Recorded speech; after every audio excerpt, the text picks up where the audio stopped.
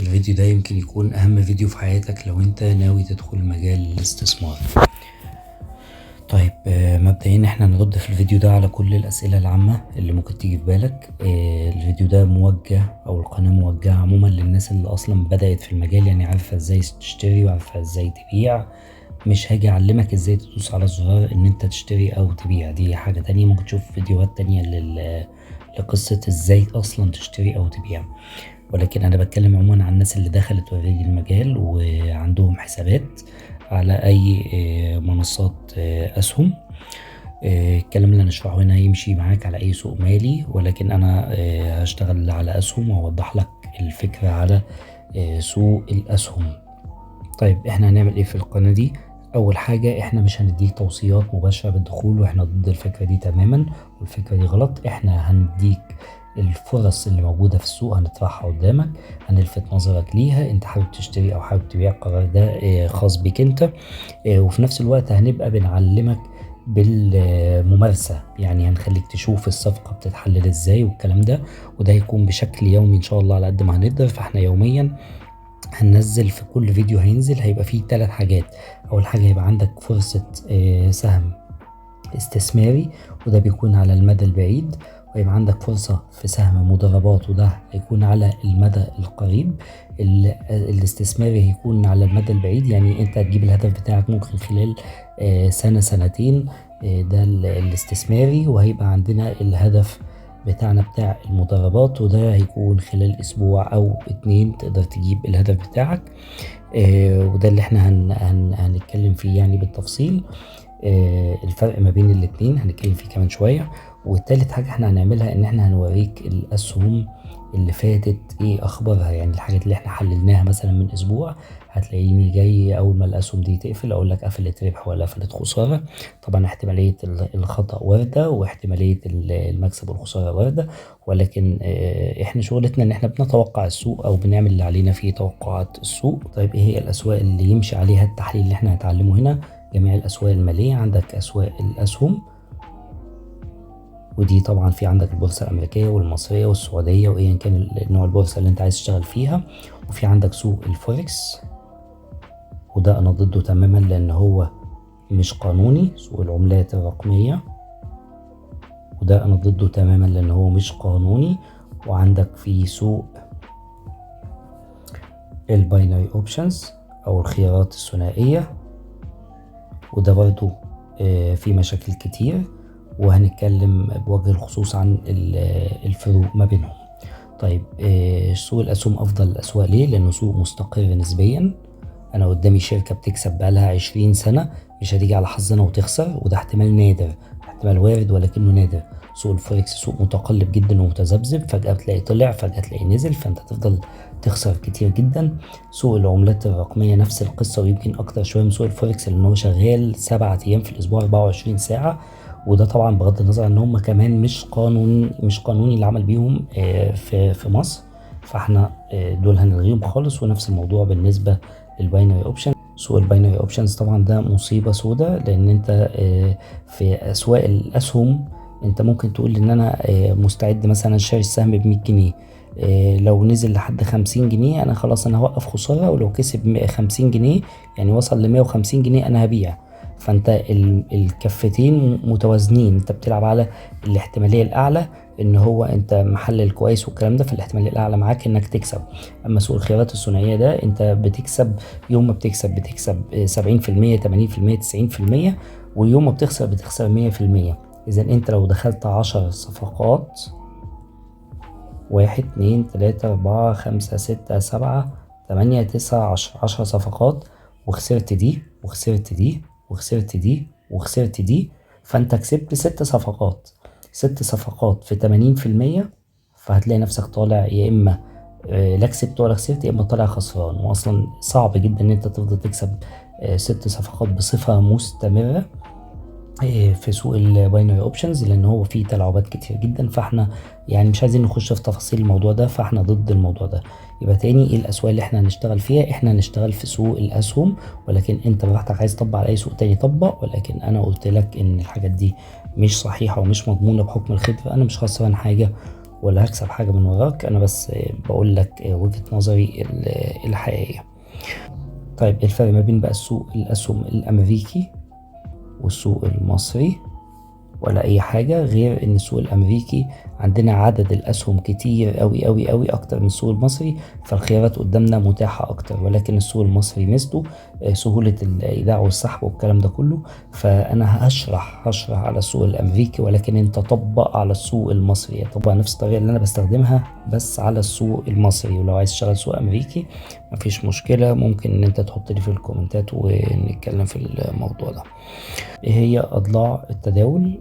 أضلاع التداول وهو مثلث، أهم حاجة فيه الإدارة المالية، ودي عندي أهم حاجة، دي أهم حاجة اللي على رأس المثلث. عندي الكفتين المتوازنين بعد كده الطريقة اللي هتستخدمها، ودي لازم تتبع اتجاه. احنا مش هنعوم عكس التيار، احنا هنشوف الناس ماشية ازاي وبنمشي معاهم، مش هنخالف الناس ومش هنخالف السوق. السوق صاعد يبقى هنمشي معاه صعود، السوق هابط هنمشي معاه هبوط. فانت الطريقة دي شرط اساسي للتداول، غير كده هتلاقي نفسك عمال تخسر كتير قوي. وتالت حاجة عندنا متوازنة مع الطريقة، وهي التحكم النفسي.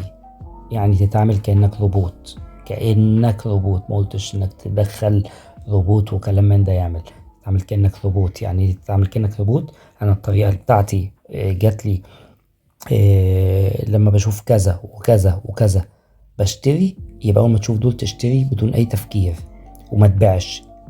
لازم تبقى كده، هتقعد تخاف وتبيع وتلاقي نفسك تتهز نفسيا وكده، تفضل تخسر طول عمرك. دايما افتكر الكلمة بتاعت تتعامل كأنك انسان آلي. لقيت القواعد اللي قدامك على كذا وكذا وكذا، لما بلاقي دول بدخل. يبقى اول ما تلاقي دول تدخل وما تخرجش نهائي من الصفقات. طيب تعمل ايه لو على طول بتخسر؟ لو انت بتنفذ عندك بتعرف تتداول وكلام من ده، بس انت على طول بتخسر كده، هتلاقي تأكد انك عندك ضلع من الثلاثة دول ناقص.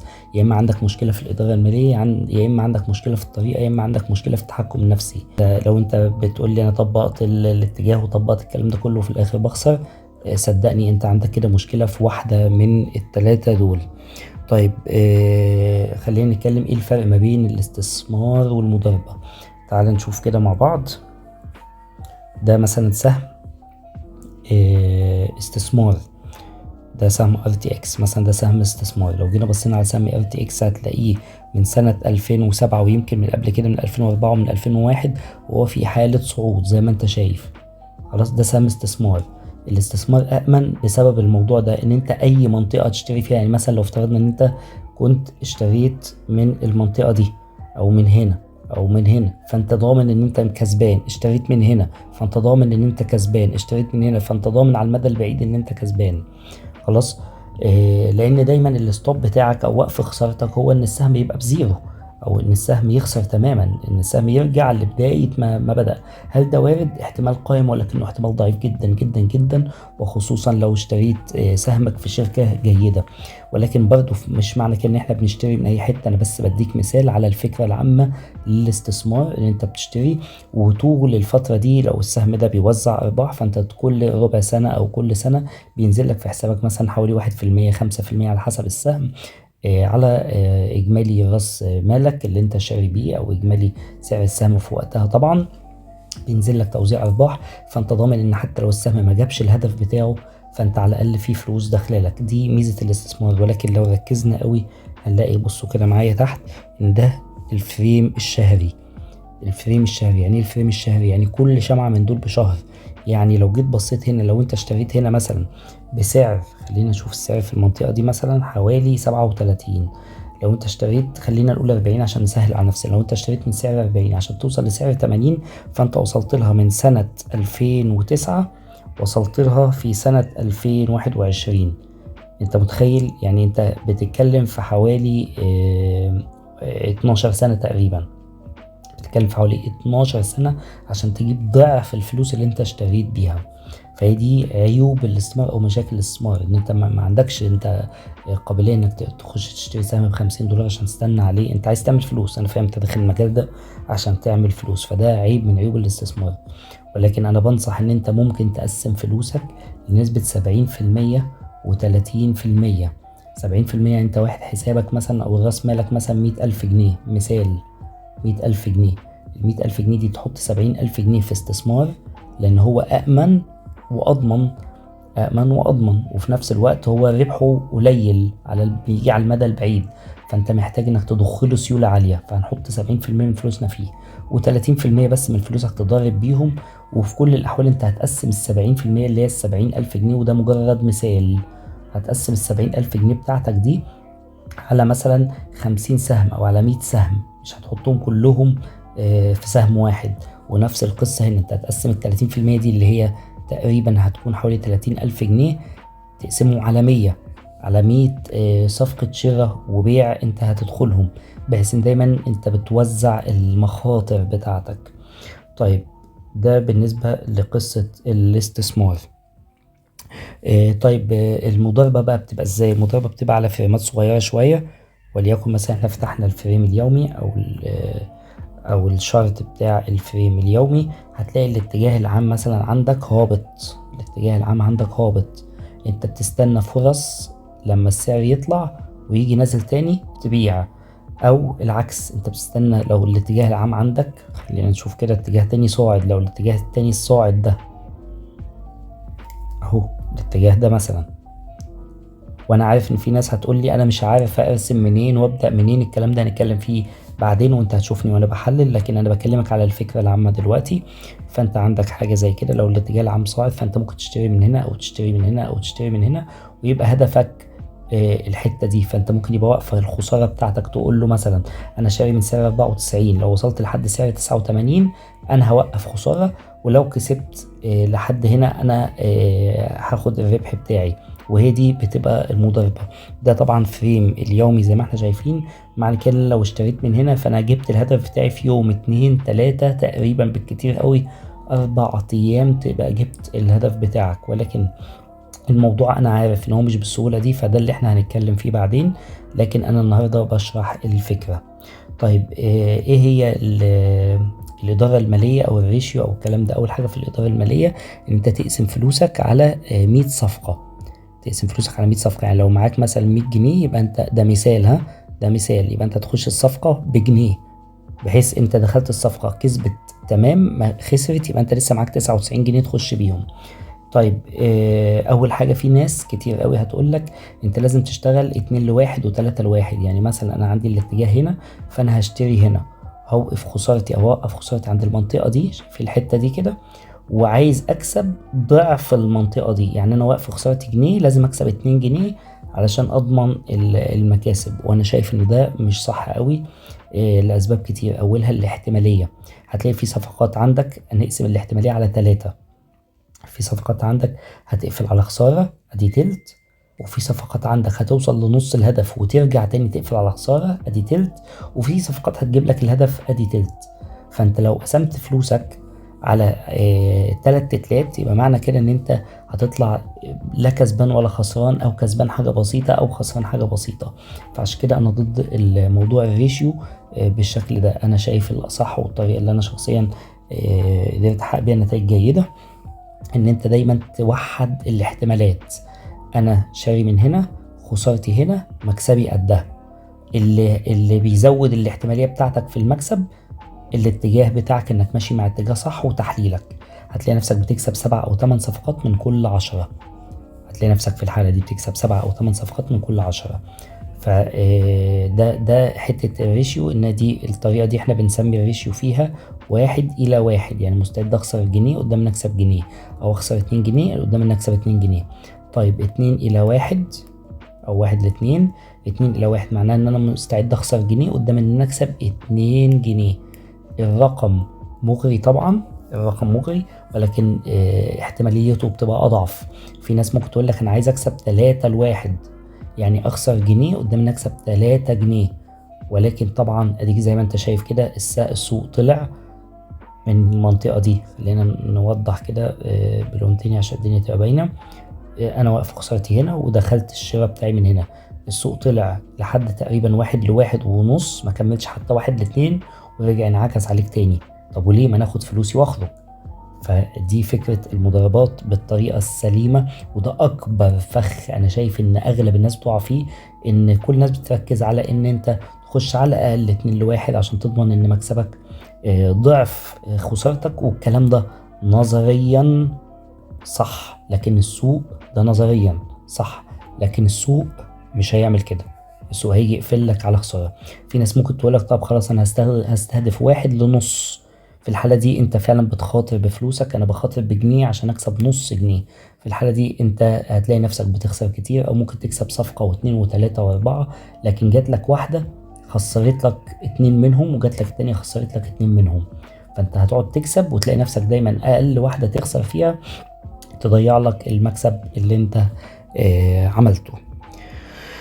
طيب ده بالنسبة للقصة بتاعت الإدارة المالية. وزي ما قلت أنا شايف إن أفضل طريقة هي إن أنت بتلعب على الاحتمال الأكبر. فدايما الاحتمال يبقى لازم أثبت كل العوامل، ثبت كل العوامل.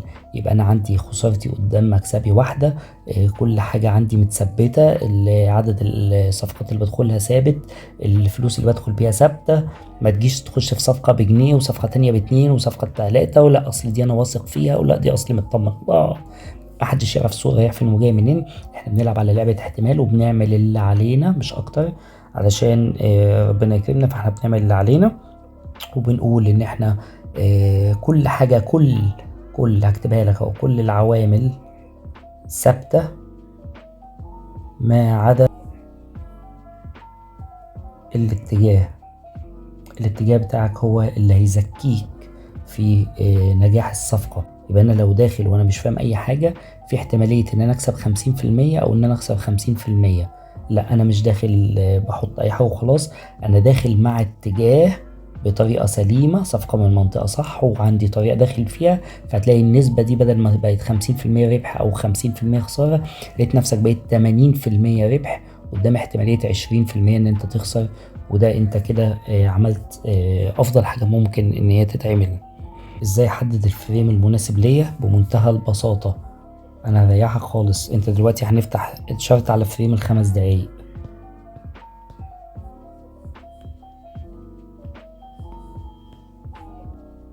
انا هنا شايف قدامي في ناس تقعد تقول لك دي قاع وده قمة. انا بقى بالنسبة لي انا مش شايف اي حاجة، انا شايف شوية شخبطة طالعة لفوق. وفي المضاربات ده مش هينفع معاك، لازم تبقى شايف قمة وقاع، قمة وقاع. بص هنا قمة وقمة وقمة وقمة وقمة وقمة. المفروض ان هنا طبقا لو حد عارف ألف ب تحليل فني، انا هنا دي اتكسرت، بعد كده نزل فجأة، بعد كده مشي شوية، بعد كده طلع، بعد كده نزل، بعد كده فضل يطلع. ده كله شخبطة انا ضدها تماما. الفريمات يا جماعة في التحليل الفني علشان تحترم انت بتلعب على فريمات كبيرة. فانت بمنتهى البساطة والسهولة هتبص على الفريم، فاهم اللي قدامك قيمة موقعانه فين؟ لا انا مش فاهم. يعني انا مثلا فتحت على ال5 دقايق، انا الحتة دي انا مش فاهم هي عايزة تعمل ايه، ومش فاهم الاتجاه العام ايه. يبقى لازم تبص على الرؤية الاكبر، تطلع على الفريم الساعة. بدأت ان انا اشوف ايه، شوية شموع صاعدة وشوية شموع هابطة، ما عنديش قيمة موقعان، هطلع على الفريم الاكبر. نفس الكلام هنطلع على الفريم الاكبر. انا عايزك تفضل تطلع بالفريم لحد ما الدنيا تبقى واضحه معاك. اهو عندي هنا جاب، وعندي هنا جاب، وعندي هنا جاب، وعندي هنا جاب، انا مش قادر افهم السوق. يبقى في الحاله دي السهم ده لازم نطلع على الفريم الاكبر. هتفضل تطلع بالفريمات. بدات ان انا اشوف اهو، انا كده بدات ان انا اشوف طالع ونازل وطالع وكسره وطلع، معنى كده ان هو هينزل تاني وهكذا. لان السوق عادة بيتحرك في الاتجاه اللي احنا شايفينه، بيعمل زجزاج لفوق، بعد كده يبدأ يضعف، بعد كده يبدأ يعمل زجزاج لتحت، بعد كده يبدأ يضعف، وبعد كده يعمل زجزاج لفوق وهكذا. ممكن السوق يخالف القاعدة دي بس الاحتمالية بتبقى ضعيفة مع الفريمات الكبيرة. هو ده اللي احنا بنقوله.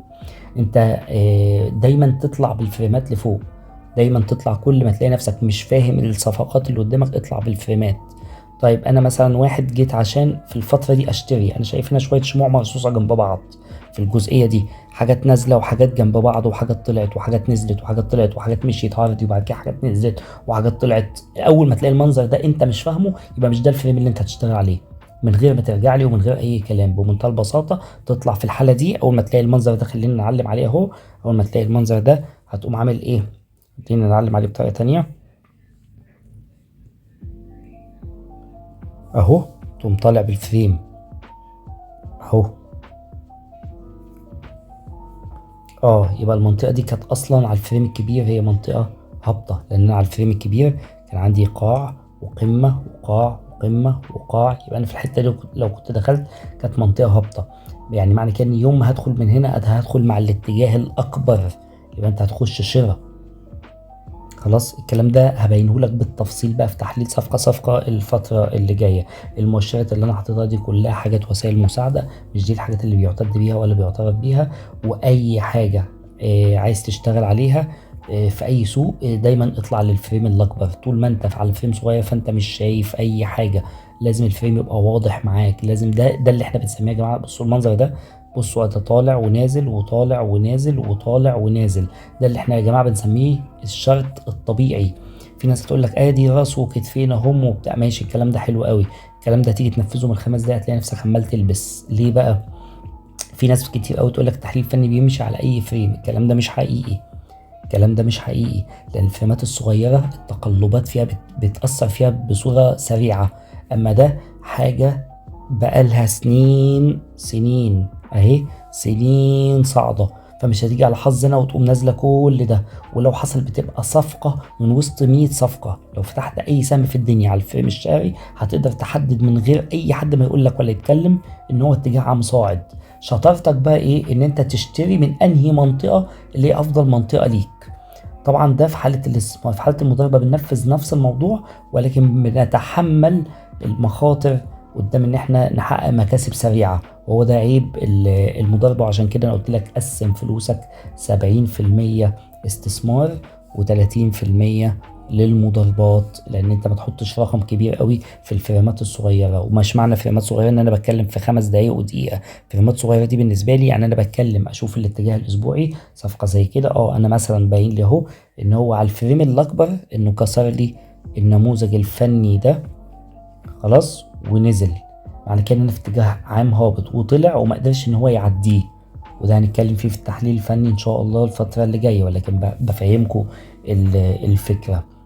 ما قدرش ان هو يعديه، يبقى بالتالي انا عارف ان انا في اتجاه عام كبير هابط، يبقى انا لما هخش هنا انا عارف اني داخل ادور على صفقة بيع. داخل خلاص، انا عرفت انا داخل اعمل ايه. شطارتك بقى ان انت ما تجيش تبيع من هنا، لا استنى ما يوصل مثلا للحتة دي، او استنى انه يوصل للمنطقة دي. دي شطارتك انك تاخد صفقة بيع.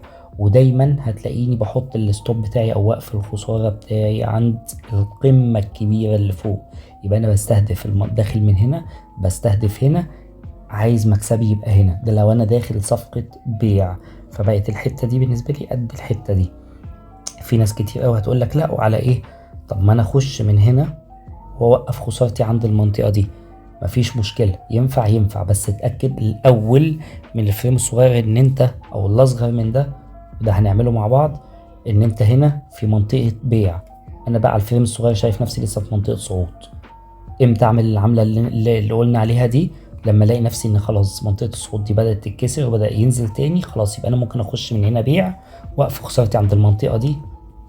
خلينا نوضحها معلش كده. يبقى انا في الحالة دي ممكن اخش من هنا بيع واقف خسارتي عند المنطقة دي، عند القمة العالية دي، واشوف المسافة دي قد ايه ومكسبي يبقى هنا. يبقى انا كده ضامن ان انا جوه القناة الهابطة بتاعتي، انا ضامن ان انا جوه السوق الهابط. اللي انا بحكيه لكم ده يا جماعه بفلوس، اللي بحكيه لكم ده بفلوس. خلاص سيبك بقى من استراتيجيه ومش استراتيجيه والكلام ده كله، كل الكلام ده عك وكل الكلام ده غلط، وهتلاقي نفسك بتخسر وهتفضل تخسر. الطريقه دي بتنفذها على البيع او الشراء، ولكن انا افضل دايما انك تاخد شراء، عشان حتى لو السهم طول معاك شويه، حتى لو انت داخل من مضاربه والسهم طول، فانت بتاخد توزيع ارباح على وجودك جوه الشركه اللي انت شاري فيها.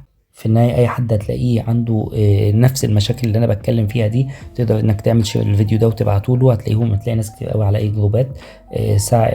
ساعد الناس. أنا عامل الفيديو ده مساعدة، أنا مش طالب من حد حاجة ولا عايز من حد حاجة الحمد لله، ولكن أنا عامله مساعدة للناس اللي عندها تخبط في موضوع المجال الاستثمار. فأنت كمان ساعد الناس وابعت الفيديو للناس، وصل الفيديو للناس. كده ولا كده القناة عندي لسه جديدة، أنا مش مستهدف إن أنا أكسب منها ربح ولا أكسب منها فلوس زي ما ممكن حد يجي في باله. إحنا عاملين الكلام ده علشان نساعد بعضينا. طبعا اشترك في القناة وفعل الجرس عندك علشان كل يوم الفيديو اللي هينزل يوصلك بيه إشعار أو نوتيفيكيشن إن إحنا نزلنا فيديو جديد وتقدر تشوفه. أي حاجة عايز تسأل عليها حطها لي في الكومنتات تحت في الفيديو وأنا هرد على كل الناس بإذن الله. شكرا.